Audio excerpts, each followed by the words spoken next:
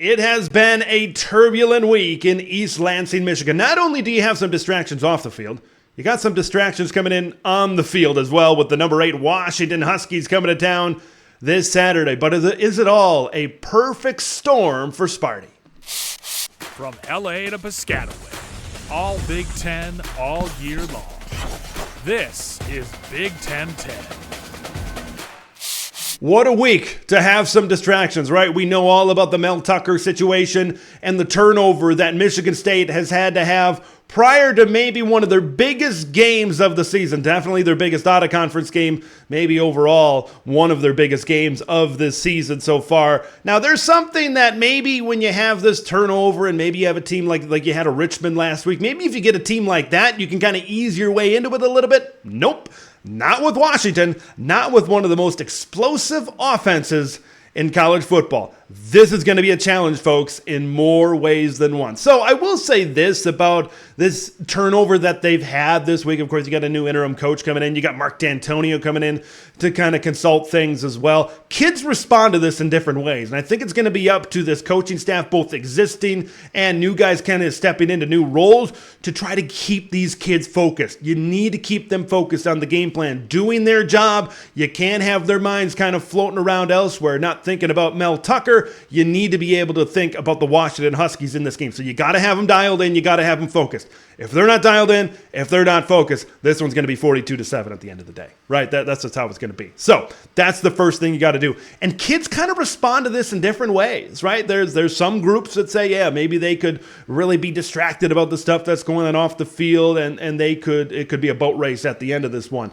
And then maybe they could play inspired, play motivated. Everybody's writing them off right now with everything that's going on and the tough opponent that they have.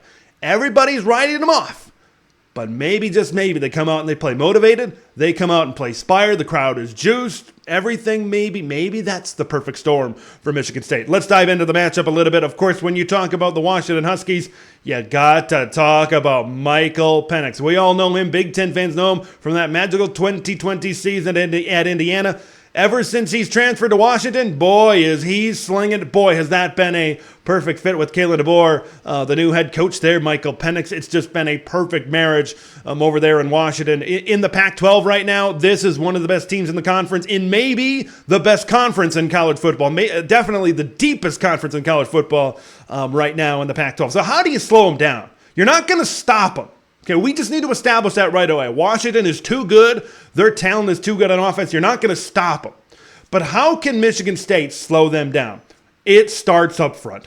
It starts with their defensive line. You need to win that battle in the trenches. You need to find a way to create pressure. You need to make Michael Penix at least a little bit uncomfortable, because if Michael Penix is able to sit back there and throw the football, he's going to carve you up 1 month early like a Halloween pumpkin. That's exactly what's going to happen. So you need to get him moving around, even though he is good with his legs and mobility. We'll talk about that here in just a minute, but you need to get him moving around. You need to get him uncomfortable. That is the key right now for Michigan State. Guys like Simeon Barrow, Chris Bogle, Zion, Aaron Bruley. He's got 2 sacks, Aaron does, so far this season. So they need to get pressure on Michael Penix Jr. And you need some help, I think, from your coverage this season. Look, you got 3 sophomores back there in the secondary, and then you got maybe what might be the second best wide receiver group in the country. All offseason, I was saying Ohio State, Ohio State, Ohio State, and I still feel that way. But you look at Jaylen McMillian, Rome Odunze, Jalen Polk. This one's going to hurt Sparty fans. Jeremy Bernard as well in there. If he was not at Washington, if he stayed at Michigan State, I think he would be the number 1 wide receiver for Sparty right now after the departure of Keon Coleman.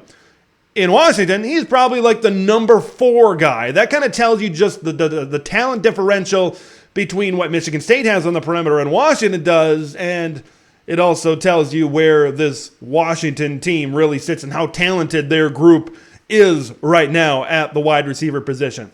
So I talked about 3 sophomores back there, but it's the 2 other experienced guys that I think have to do a good job in coverage, not allow those big plays over the top. When you play a team like Washington, you can't get beat deep. You can't get burned in one-on-one coverage. You can't blow your coverage, things like that.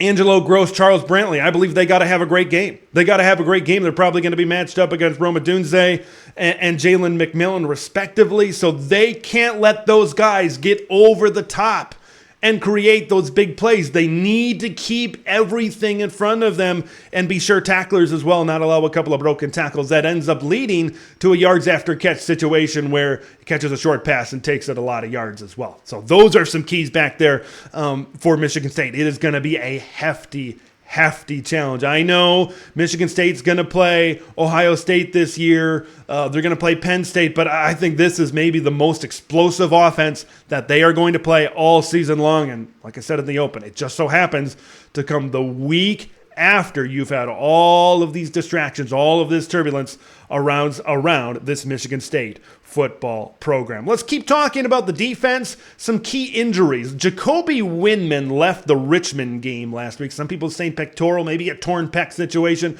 where he could be out for a while. We're not sure. If Jacoby Windman is not able to go, that could really be a big blow for this Michigan State defense, because he's a guy you saw it in the first half of last season where he can consistently wreak havoc in the backfield. So if you don't have that guy to kind of help you out in creating pressure on Michael Penix, that's going to be a big loss as well for Michigan State. You move to the offensive side of the ball. Jalen Berger limped off the field against Richmond last week as well. Even though I think Nathan Carter is the number one back, that could still be a key loss. I think Jacoby Windman would be a bigger loss right now than Jalen Berger. Let's talk about this offense. We talked about Nathan Carter before.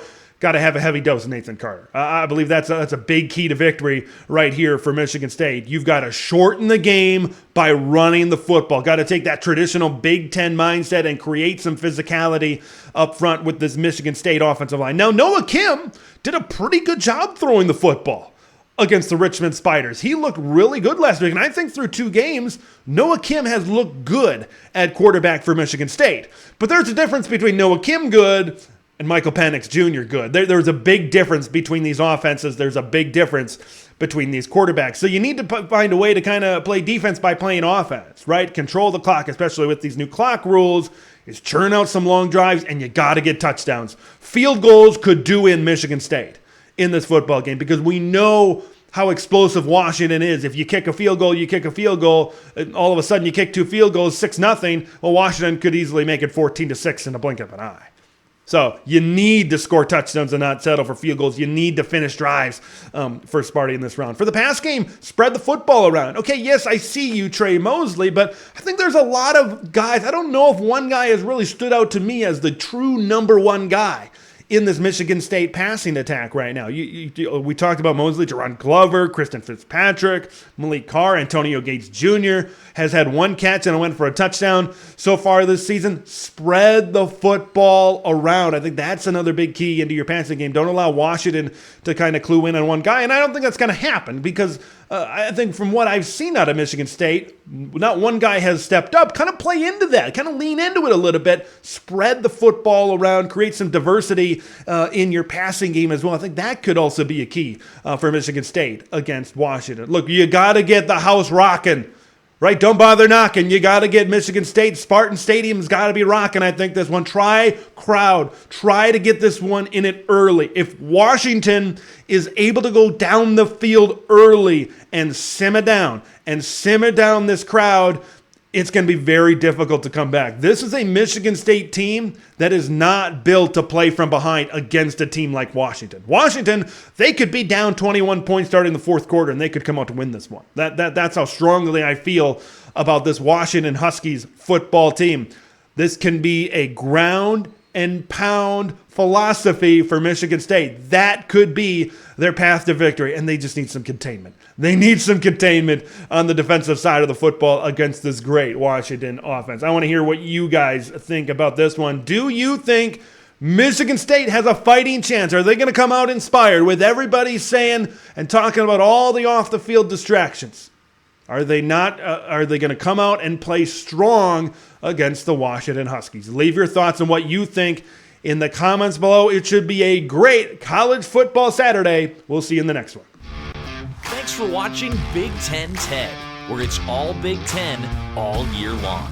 Make sure to like the video to spread the word of Big Ten Ted to the masses, and subscribe to the channel for updates on Big Ten content that drops every day.